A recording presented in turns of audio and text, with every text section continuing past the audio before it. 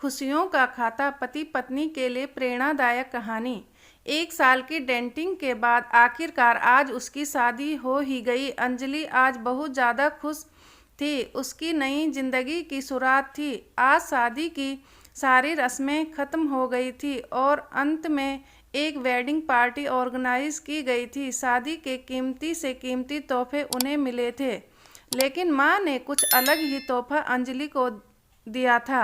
माँ ने अंजलि को एक नई बैंक की पासबुक दी और कहा, बेटा यह सेविंग अकाउंट मैंने तुम्हारे नाम पर खोला है और इसमें 1 लाख जमा कर दिए हैं। माँ ने आगे कहा, मेरी प्यारी बेटी, इस पासबुक को लो और इसे अपनी शादी की उन खूबसूरत यादों की तरह रखो जो तुम्हें ज़िंदगी भर याद रहेगी। जब जब कुछ अच्छा और यादगार तुम्हारी ज़िंदगी में घटे तो इसमें कुछ रकम जमा कर दिया करना और यह रकम किस कारण से जमा कर रही हो वह ज़रूर मेंशन करना। जितनी ज़्यादा खुशी का दिन होगा उतने ज़्यादा पैसे तुम इसमें जमा कर सकती हो।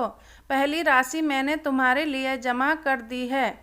अब इसे आगे तुम अपने पति के साथ बढ़ाना और जब कई सालों बाद तुम इसे देखोगी तो तुम्हें पता चलेगा कि तुमने अपने जीवन में एक दूसरे के साथ कितने खुशी के पल साथ में जिए हैं। अंजलि ने बाद में यह बात अपने पति को भी बताई। दोनों को ही यह सुझाव बड़ा ही पसंद आया और अब वह दोनों ही उस वक्त का इंतज़ार करने लगे जब इस खाते में कुछ पैसे जमा कर पाएँ। महीने बाद उनकी पासबुक कुछ इस तरह से दिखने लगी। 19 जनवरी 10,000 शादी के बाद पति का पहले बर्थडे मनाया। 27 फरवरी पत्नी को नौकरी मिली। 25 मई 20,000 वेकेशन शिमला में। 3 जून 50,000 पत्नी प्रेग्नेंट हुई। 22 जुलाई 40,000 पति का प्रमोशन मिला और ये सिलसिला आगे बढ़ता रहा। पर जैसे जैसे समय बीतने लगा, साल बढ़ने लगे, दोनों में झगड़े होने लगे। छोटी छोटी बातों पर वे अक्सर एक दूसरे के साथ बहस करते, कभी कभी बिना बात के ही झगड़ा करने लगते। धीरे धीरे दोनों के बीच बातें बंद हो गई। वह दोनों ही अब अपने शादी के फैसले पर पछताने लगे। दोनों को ही ऐसा लगने लगा कि उन्होंने दुनिया के सबसे घटिया इंसान से शादी की है। शायद उनके बीच का वह प्यार कहीं गुम हो गया जो पहले था। एक दिन अंजलि ने अपनी माँ से बात की, माँ अब हम साथ नहीं रह सकते। हम दोनों ने ही यह फैसला लिया है कि अब तलाक लेकर अलग हो जाएं। मुझे समझ में नहीं आ रहा है कि मैंने ऐसे इंसान के साथ शादी करने का फैसला कैसे ले लिया था। उसकी माँ ने कहा, बिल्कुल इसमें कोई बड़ी बात नहीं है। तुम वही करो जो तुम्हारा दिल कहता है। अगर तुम दोनों ही साथ नहीं रहना चाहते तो अलग होने में ही भलाई है। लेकिन उससे पहले एक काम करो, तुम्हें वह पासबुक याद है जो मैंने तुम्हें तुम्हारी शादी के दिन दी थी? सबसे पहले उस खाते में जमा सारे पैसे निकालो और उन्हें खर्च कर डालो। तुम्हें ऐसी कमज़ोर शादी का कोई भी रिकॉर्ड नहीं रखना चाहिए। अंजलि अपने माँ की बात से सहमत थी, इसलिए वह वहाँ से सीधे बैंक चली गई और बैंक में लाइन में लग गई ताकि उसे अकाउंट को बंद करवा सके।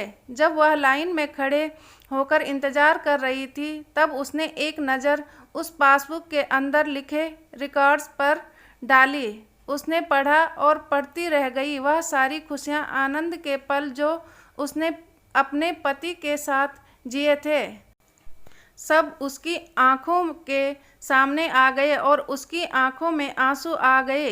वह तुरंत वहां से निकल अपने घर पहुंची। अंजलि ने घर पहुंचकर सबसे पहले वह पासबुक अपने पति के हाथों में रखी और बोली कि तलाक लेने से पहले इस खाते में जमा सारे पैसे खर्च कर दो और इस खाते को बंद कर दो। अगले दिन पति बैंक गया और खाता बंद कराने के लिए लाइन में लगा। जब वह लाइन में अपना नंबर आने का इंतजार कर रहा था, उसने एक नज़र उस पासबुक पर डाली। उसने पासबुक के अंदर लिखे रिकॉर्ड्स को पढ़ा और पढ़ते ही गया।